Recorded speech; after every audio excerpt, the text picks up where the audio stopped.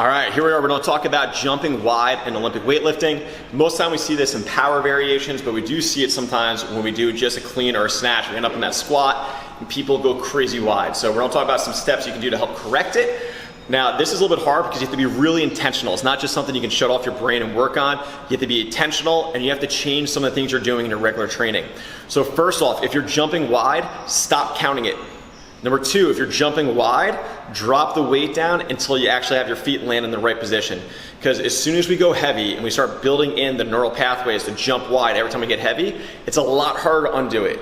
It's a lot harder to undo a bad habit than it is to build a habit fresh. Right? So we want to try and learn this if you're a trainer or coach, if you're working with athletes, you want to try and drill this early instead of trying to correct it later. Really drill the importance of it. Because that footwork for push jerk, split jerk, snatch, clean, power variations of it, hang power, whatever it is, we want that dialed in and we want it almost the same at all times. So that way it's one less factor that's going to mess up that lift.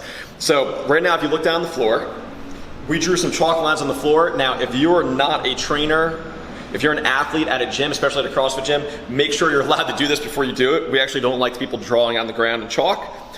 I set it up so for my pull stance, it's outside of my feet, and then once I jump out, it's my squat stance.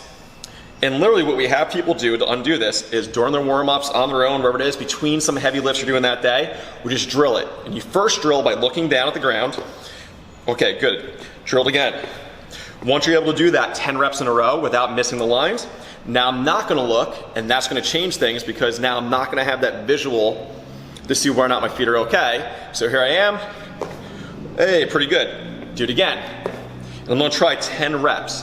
Now, if you're someone where this doesn't quite work for you and you need something a little bit harder to kind of set in your mind, almost like a punishment, you can take weight plates, put them on the outside, so that way if you go too wide, you end up on the weight plate. Now be careful, because this tips in. But sometimes just putting an object there is enough of a cue for you to correct it. Now let's say, hey, bam, got it 10 reps, perfect, no weight, no nothing. Grab a PVC pipe. You can do any variation of a lift you want. I like doing it with snatch balances or snatch grip push jerks first, just because it's a little bit easier to do, and plus I always need help on this movement. Oop, feet went a little wide, bring it back in. Again, try 10 reps, and then you can try it with power snatches, hang power. As you get better and better, as you start nailing 10 reps in a row, try it with weight and build and build and build. Now, for those of you that do CrossFit, don't get stuck just doing these movements heavy with the feet jumping wide and thinking that you're accomplishing something great. I understand it's fun to move weights, but let's drill it in. So in CrossFit, there should be practice, training, and testing. You don't train until you dial in practice, and perfect practice makes perfect, not just kind of lazy, unintentional practice. So make sure you practice this if your feet aren't moving correctly, because you're not at the point where you should be training it really hard yet. All right, try it out. I hope it helps. Let's fix those feet so we can move some real weight.